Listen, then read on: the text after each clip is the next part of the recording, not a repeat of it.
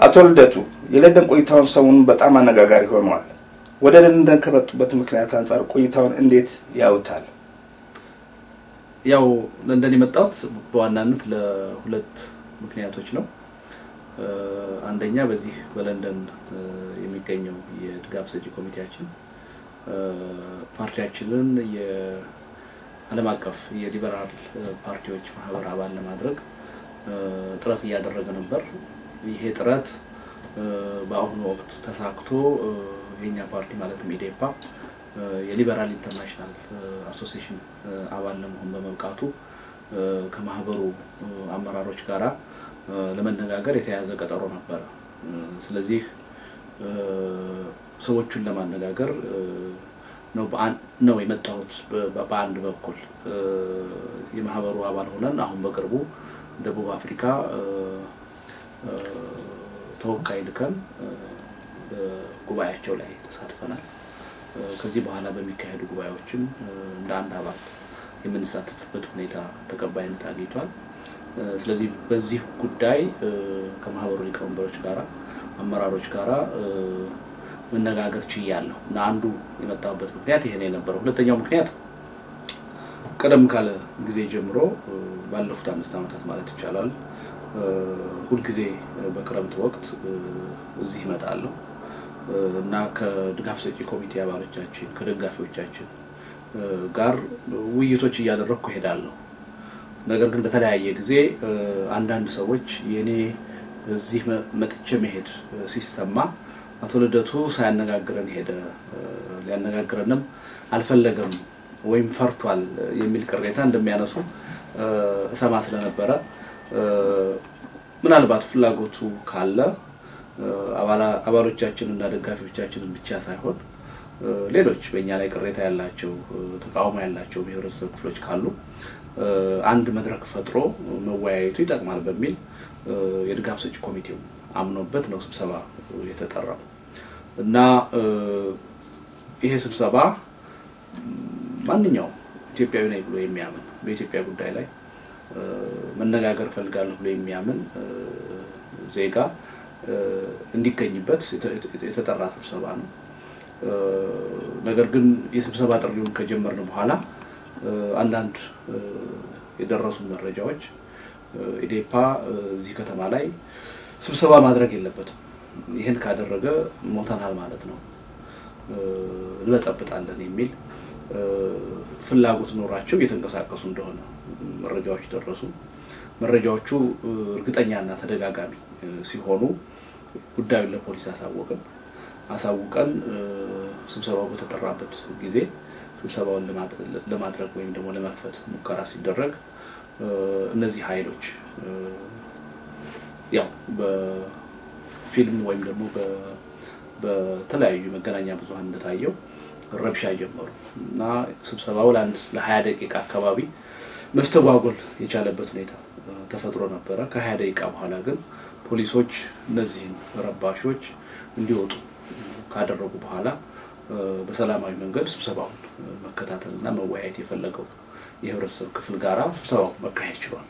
ስለዚህ ከ2 ሰዓት ተኩል በላይ ለሆነ ጊዜ ስብሰባው ተካሂዶ ተጠናቋል እና በዚህም ረገድ ረብሻው መፈጠሩ እንደ አንድ ጥሩ ያልሆነ አጋጣሚ ሊታይ ቢችልም የታሰበው ስብሰባ ግን ተካሂዷል። ስለዚህ ከሞላ ጎደል የመጣሁበት ዓላማ ተሳክቷል ማለት ይችላል። በስብሰባው ላይ የተከሰተው ረብሻ ነው በጣም አነጋጋሪ ሆነው። ረብሻው በመከሰቱ ምን ተሰማዎት? እንግዲህ ሁለት ነገር ተሰምቶኛል ማለት ይችላል። አንደኛው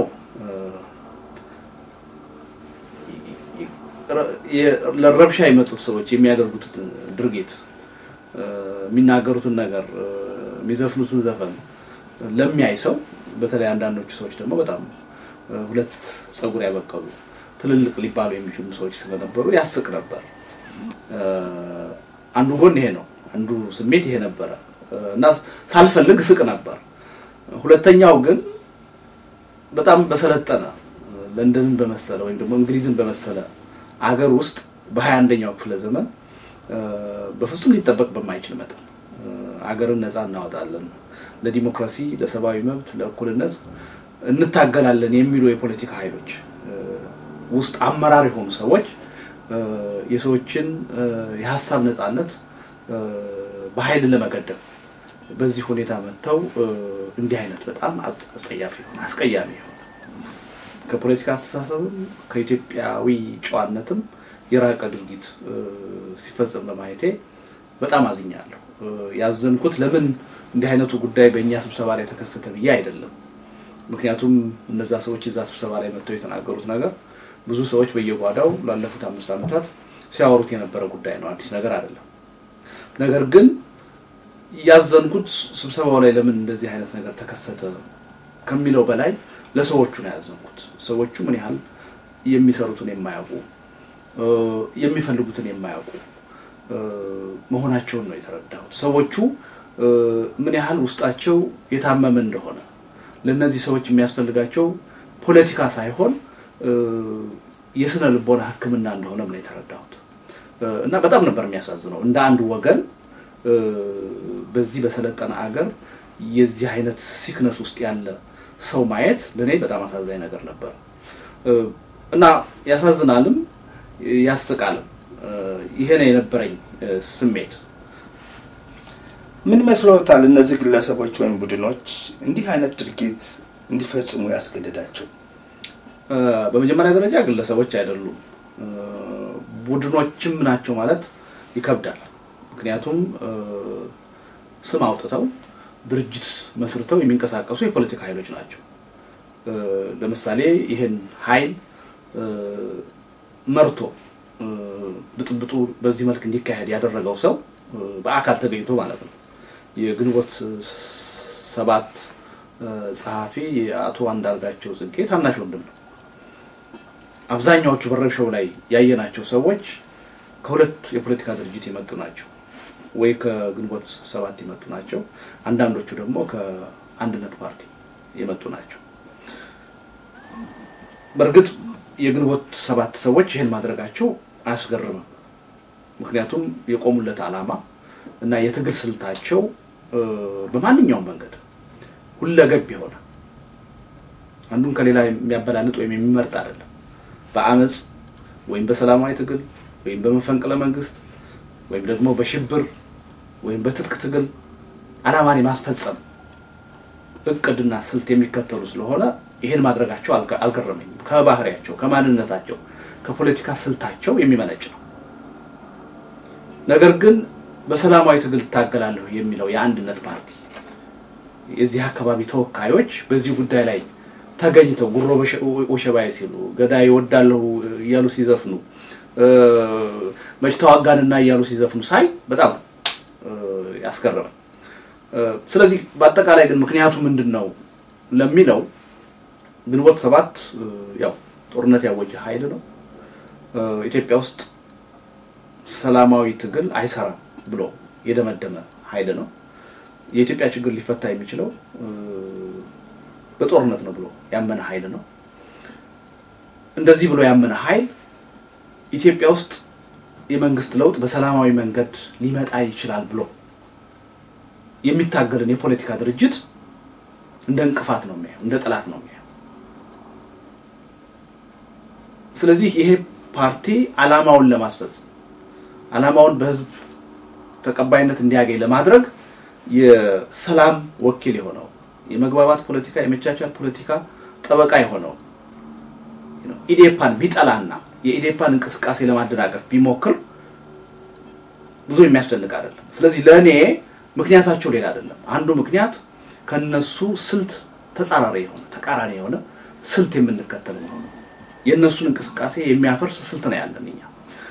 ነገር ግን በተለየ ሁኔታ ደግሞ በዚህ ወቅት ይሄን ለማድረግ የተገደዱት ያለ ምክንያት አይመስለኝም። አንደኛ ላለፉት 5 ዓመታት ይሄን ፓርቲ ተበታትኗል።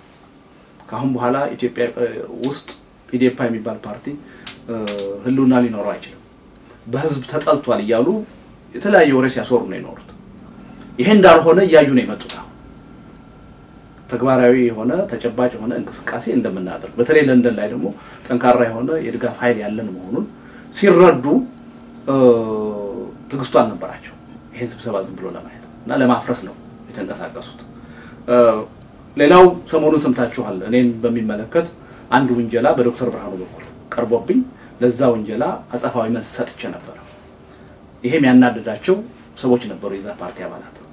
ስለዚህ ለነሱ ይሄን አጋጣሚ ለመበቀያ የመጠቀም ፍላጎት ይመስለኛል እና ዞሮ ከባህሪያቸው የሚመነጭ ነው። በትጥቅ ትግል በአመጽ በመፈንቅለ መንግስት አምናለሁ የሚል ኃይል ሰላማዊ ትግል አራምዳለሁ የሚል ኃይል ቢጠላና እንቅስቃሴውን ለማደናቀፍ ቢጥር ከዛ ከማንነቱ የሚመነጭ ነው ብዬ ነው የማስበው። የሳይነቱ በውጭ ሀገር የሚታይ የፖለቲካ ሁኔታ እንዲለወጥ መፍትሄው ምንድነው ይላሉ? ምንስ ይመክራሉ? እንግዲህ ህብረተሰቡ መቼም ህሊና አለው። ኢትዮጵያ ውስጥ የምንፈልገው ብጥብጥ አይደለም፣ የእርስ በርስ ጦርነት አይደለም፣ እልቂት አይደለም፣ ፍጅት አይደለም። ኢትዮጵያ ውስጥ የምንፈልገው ሰላም ነው፣ ዴሞክራሲ ነው፣ እኩልነት ነው፣ መልካም አስተዳደር ነው፣ ብልጽግና ነው የምንፈልገው። እነዚህ ሁሉ ነገሮች ሊገኙ የሚችሉት በብጥብጥ አይደለም፣ በጦርነት አይደለም። እነዚህ ሁሉ ነገሮች ሊገኙ የሚችሉት በውይይት ነው፣ በድርድር ነው፣ በሰላማዊ ትግል ነው። የትጥቅ ትግል ወይም ደግሞ የዚህ አይነት የብጥብጥ ትግል ውጤት የሚያመጣ ቢሆን ኖሮ ላለፉት 30-40 ዓመት በዚህ መልኩ የተደረገው ትግል ውጤት ያመጣልን ነበር። አላመጣም። ስለዚህ በተለይ ውጭ ሀገር አካባቢ የሚኖረው ህብረተሰብ በዚህ ወቅት ቆም ብሎ ማሰብ ያለበት ይመስለኛል። ይህ አይነቱ የጥላቻ ፖለቲካ፣ የጽንፈኝነት ፖለቲካ ይሄን ያህል አመት ተካሂዶ ውጤት ካላመጣ ቢያንስ ላለፉት 18-19 ዓመታት አካሂደ ነው ውጤት ካላመጣ ምን እየሰራን ነው? ወዴት ነው እየሄድን ያለነው? የሚለውን ጥያቄ መጠየቅና ጎራው ወይም የተቃዋሚው ጎራ ራሱን እንዲገመግም ግፊት ማድረግ ያለበት ይመስለኛል። ስለዚህ ከዚህ አንፃር ሰላማዊ ትግል ላለፉት 18-19 ዓመት አገር ውስጥ ተካሂዶ በ97 ምርጫ እንደታየው ትልቅ ውጤት አምጥቷል። ከ200 ያላነሰ ወረዳ በሰላማዊ ትግል ነፃ ማውጣት የቻልንበት ሁኔታ ተፈጥሮ ነበር። ያውም ሰላማዊ ትግልን አሟጠን ባልተጠቀምንበት ገና በጅምር ደረጃ ባለበት ሁኔታ። ስለዚህ ይሄ ውጤት ወደፊት ተጠናክሮ መቀጠል ያልቻለው 97 ምርጫ ላይ ተቃዋሚ ፓርቲዎች በተለይ ከኛ ተጻራሪ ቆመው የነበሩ ኃይሎች በወሰዱት የተሳሳተ ስትራቴጂ ነው። ያኔ ኢዴፓ ያለውን ሐሳብ ስልት ተቃዋሚ ጎራ ተከትሎ ቢሆን ኖሮ በአሁኑ ሰዓት የተቃዋሚ ጎራ ጥንካሬ ከፍተኛ ደረጃ ይደርስ ነበር። የሰላማዊ ትግል ውጤት ከፍተኛ ደረጃ ይደርስ ነበር። ስለዚህ ህዝቡ ይሄን ነገር ቆም ብሎ መገምገምና በትጥቅ ትግል በአመጽ ኢትዮጵያ ውስጥ ሊገኝ የሚችል በጎ ነገር እንደሌለ፣ ኢትዮጵያ ውስጥ ችግሮች ተፈተው ሌሎች የሰለጠኑ አገሮች ያሉበት ደረጃ መድረስ የምንችለው፣ ዲሞክራሲን ማግኘት የምንችለው፣ እኩልነትን ማግኘት የምንችለው፣ ኢኮኖሚያዊ ብልጽግናን ማግኘት የምንችለው በሰላማዊና በሰለጠነ ፖለቲካ መሆኑን መገንዘብ ያለበት ይመስለኛል። ከዚህ ውጭ ያለው አማራጭ ገንዘብ ለመሰብሰብ ሊጠቅም ይችላል፣ የግለሰቦችን ኑሮ ለመደጎም ሊጠቅም ይችላል፣ የሰዎችን ጥላቻ ለማስተንፈስ ሊጠቅም ይችላል። በአገር ደረጃ ግን የምንፈልገውን ውጤት ያመጣል የሚል እምነት የለኝም። ስለዚህ ህብረተሰቡ ከሚኖርበት አካባቢ እና አገር ተመክሮ አንፃር ኢትዮጵያን ነፃ እናወጣለን ብለው ትግል እያደረጉ ያሉ በዚህ መልክ እያደረጉ ያሉ ኃይሎች የሚፈጽሙትን ጉዳይ በደንብ አድርጎ ማጤንና መገምገም ያለበት ይመስለኛል። ሰሞኑን ለንደን ላይ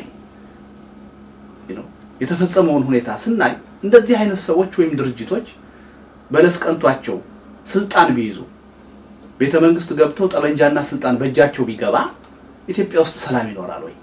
ዲሞክራሲ ይኖራል ወይ? መብት ይከበራል ወይ? ተቃዋሚ ፓርቲዎች ህጋዊ ሰርቲፊኬት ይዘን ልንታገል እንችላለን? የትናንትና ሰዎች እኮ ጠመንጃ በእጃቸው ቢኖር ስልጣን ቢኖር እኮ እኛን ለመግደል እኮ ዝግጁ መሆናቸውን የዛቱ እኮ ነግረውናል። የኢትዮጵያ ህዝብ ከነዚህ አይነት ድርጅቶችና ሰዎች ምን ይመጣል ብሎ ነው የሚጠብቀው?